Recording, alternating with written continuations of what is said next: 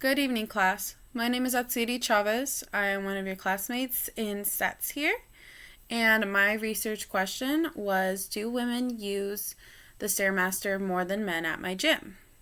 My null hypothesis is that there is no difference between the amount of men versus the amount of women on average who use the Stairmaster at my gym. And then the alternate hypothesis is that women use the Stairmaster at my gym more than men. The reason why I decided to go into this research question specifically is because I personally go to the gym fairly regularly, about 5 times a week. And something that I constantly am doing is going on social media such as TikTok, Instagram, Facebook, and I try to find what can enhance my workout routine and also what I should be doing. Because as someone who's fairly new to the gym, it's something that I like to see what are other people doing so I can achieve my goals. And one thing that I noticed is that a lot of female fitness influencers, they're always recommending the Stairmaster, and I noticed that a lot of women also say that the Stairmaster helped them burn fat or build the body that they want. And I wondered if men are being told these similar things.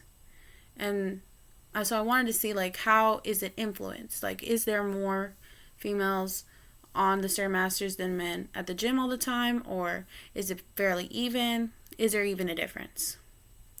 So for this experiment, I went to Choose Gym, which is my gym, and I observed the gym at the peak hours of 5 to 7 p.m. I went there for 2 hours, and I just wrote a tally mark on my phone, and I tried to see how many men went on compared to how many women went on the Stairmaster machines.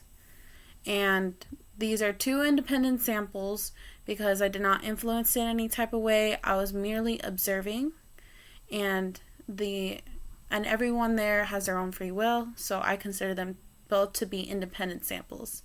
I consider this to be a random sample as well because it was taken observationally and I did not influence it whatsoever.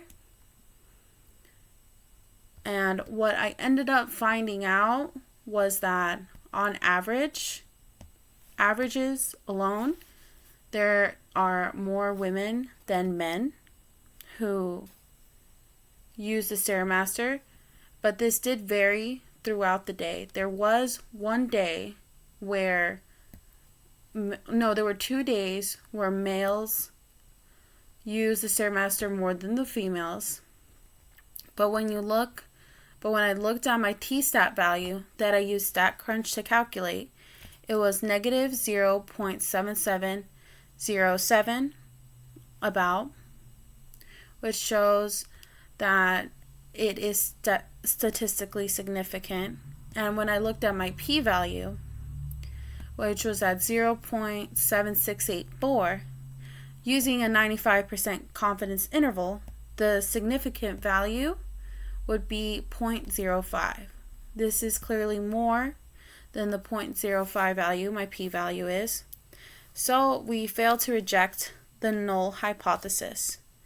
But then, when looking at the T-stat value and when I looked at my confidence interval of negative 5.59 and the upper limit is 2.79, the average female was 12.8. So when I saw that the mean value of the female data did not fall within the 95% confidence interval value calculated, it meant that we could reject the null hypothesis, which means that the alternate hypothesis is true. So women at this gym do use the Stairmaster more than men. To conclude, the research ended up confirming my hypothesis and my findings. One possible error that I could see that I had made is that is that because I was only observing for 2 hours, I only got one group of people that go to the gym rather than maybe the early risers. Maybe there's more men that use the Stairmaster at that time, or maybe that because it was so busy that a lot of people didn't bother to try to use the Stairmaster because they had other things to go to. And also, it wasn't the same people consistently coming to the gym.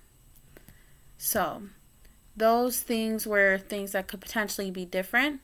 One thing I would recommend if someone were to try to replicate my study is that they come more consistently and that they come for longer periods of time, and that maybe there's a different way that the data could be collected. Perhaps a question could be put on the Stairmaster that people can answer in a survey style, such as, are you a male or are you a female using this piece of equipment at our local gym? And that is a more reliable method to gather data rather than just observational.